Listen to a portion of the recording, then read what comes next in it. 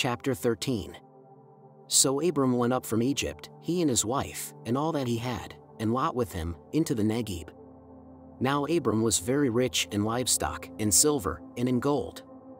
He journeyed on by stages from the Negeb as far as Bethel, to the place where his tent had been at the beginning, between Bethel and Ai, to the place where he had made an altar at the first, and there Abram called on the name of the Lord.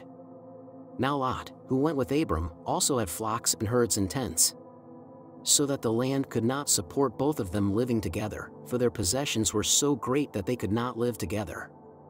And there was strife between the herders of Abram's livestock and the herders of Lot's livestock. At that time the Canaanites and the Perizzites lived in the land. Then Abram said to Lot, "Let there be no strife between you and me, and between your herders and my herders, for we are kindred. Is not the whole land before you? Separate yourself from me. If you take the left hand, then I will go to the right, or if you take the right hand, then I will go to the left." Lot looked about him, and saw that the plain of the Jordan was well watered everywhere like the garden of the Lord, like the land of Egypt, in the direction of Zoar. This was before the Lord had destroyed Sodom and Gomorrah. So Lot chose for himself all the plain of the Jordan, and Lot journeyed eastward, thus they separated from each other. Abram settled in the land of Canaan, while Lot settled among the cities of the plain and moved his tent as far as Sodom.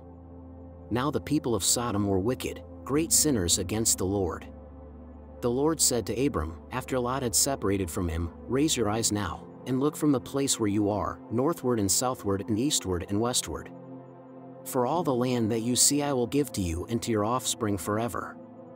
I will make your offspring like the dust of the earth, so that if one can count the dust of the earth, your offspring also can be counted. Rise up, walk through the length and the breadth of the land, for I will give it to you." So Abram moved his tent, and came and settled by the oaks of Mamre, which are at Hebron, and there he built an altar to the Lord. Chapter 14. In the days of King Amraphel of Shinar, King Arioch of Elasa, King Kedorlaomer of Elam, and King Tidal of Goyim.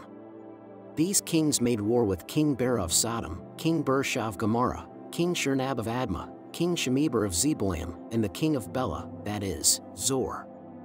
All these joined forces in the valley of Siddim, that is, the Dead Sea.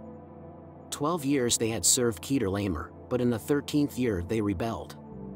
In the 14th year Kedorlaomer and the kings who were with him came and subdued the Rephaim and Ashtaroth Karnaim, the Zuzim and Ham, the Emim and Shave Kiriathaim, and the Horites in the hill country of Seir as far as El Paran on the edge of the wilderness. Then they turned back and came to En Mishpat, that is, Kadesh, and subdued all the country of the Amalekites, and also the Amorites who lived in Hazazon Tamar.